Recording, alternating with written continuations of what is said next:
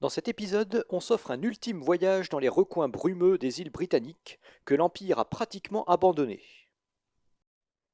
Depuis le départ des légions en 407, les pauvres Brito-Romains sont obligés de se défendre tout seuls. Ça attaque de tous côtés, d'Irlande, d'Écosse et de Germanie. Pour bien comprendre ce qui va se passer, il faut savoir que les villes romaines se cantonnent essentiellement dans les plaines de l'Est. À l'Ouest, c'est encore un pays très rural habité par des Celtes qu'on appelle les Bretons. Rome n'étant plus capable de les protéger, ces Bretons fondent très vite des royaumes celtiques qui organisent eux-mêmes la résistance.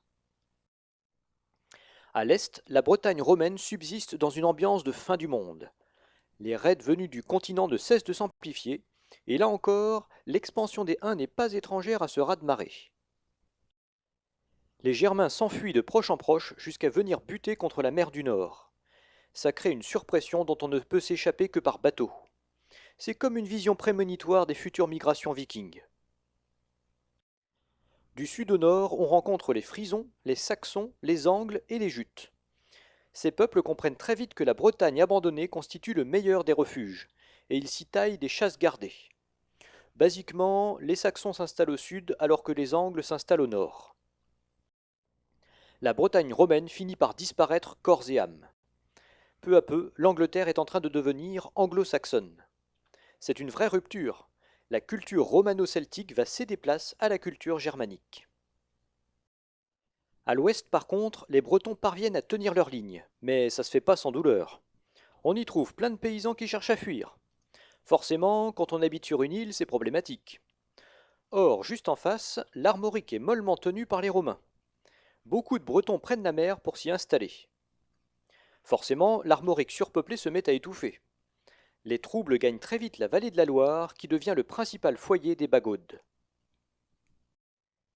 Les années passent et la situation sur l'île ne cesse de s'aggraver. Les rois eux-mêmes prennent la mer pour fonder de nouveaux royaumes sur le continent. Les Romains perdent tout contrôle sur l'Armorique, qui entre de plein pied dans le réseau des royaumes bretons étendus de part et d'autre de la Manche. C'est une époque incroyable. Le latin est peu à peu submergé par la langue celtique qui deviendra le breton. L'Armorique est en train de devenir la Bretagne. Mais dans le même temps, le christianisme continue de progresser aux dépens du druidisme celtique. Plus que nulle part ailleurs, on se trouve à la croisée de plusieurs civilisations. C'est l'époque mythique du roi Arthur, celle de Merlin, de Lancelot et de Perceval. Partout les gens cherchent leur Graal en cet âge où tout s'effondre. Alors bien sûr, tout s'est pas fait en un jour. L'air de rien, on se retrouve déjà à la fin du 5e siècle, à l'époque où l'Empire romain d'Occident s'est effondré.